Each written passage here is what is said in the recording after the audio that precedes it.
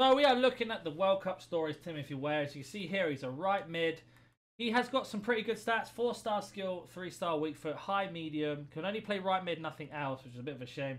Fantastic acceleration, sprint speed, really good balance and agility, as well as short pass. So it's like a pretty good guard overall. In terms of trait, outside the foot shot and flair.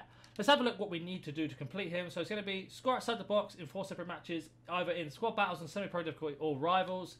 Then we have to do eagle eye, assist 6 goals using players from the USA in squad battles or on semi-pro again or in rivals.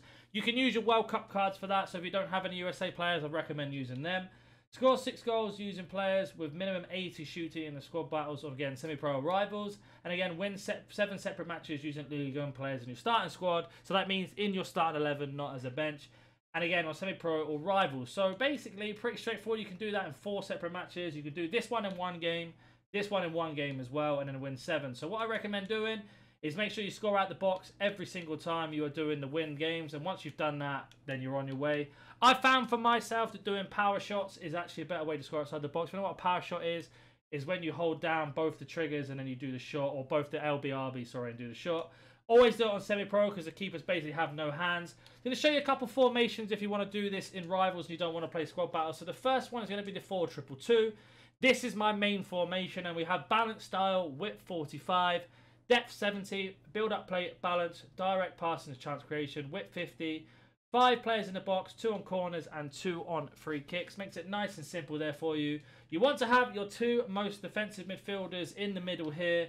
Your left mid and right mid can be your wingers, and then obviously you have a winger with 5-star, 5-star, or a striker, 2 strikers at top.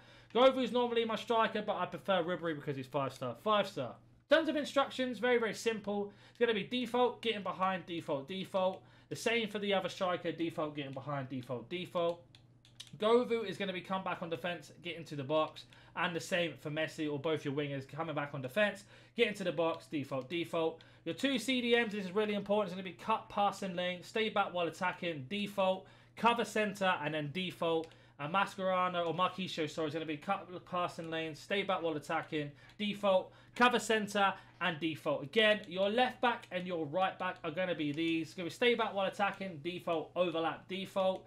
And your right back is going to be the same as stay back while attacking, default, overlap, default. And the reason being this is, I'm going to explain this now, but before that, let's have a word from today's sponsor. Are you tired of playing sweat teams like this? Make sure you go to Alt Nice, select foot 23 coins, choose which console and how many coins you'd like to buy, select your payment method, and don't forget to add code NaNNiK for 6% off on all orders.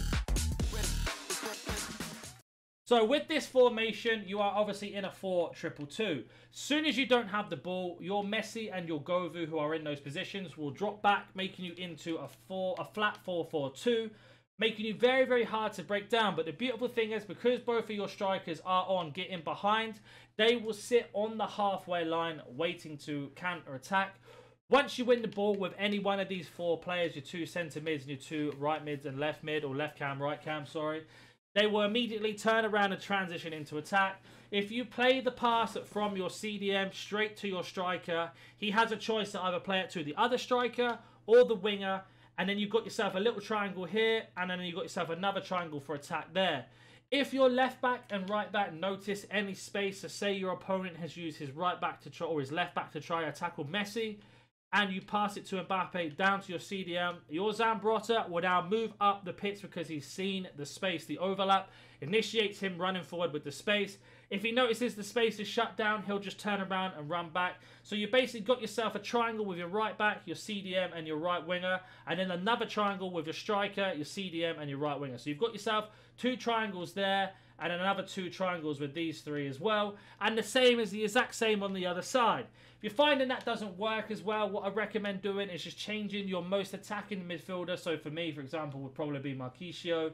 Instead of saying stay back while attack, I'd go to balanced attack just to push him forward. But this really depends on how good you are at defending one-on-ones. Obviously, me, how I play this style is, these 2 will sit back in front of my 2 centre-backs. My left back and right back never really push too far forward. So when I do attack, I push Marquisio forward myself manually by running with the ball with him. And then I play it to any of these 4 players here.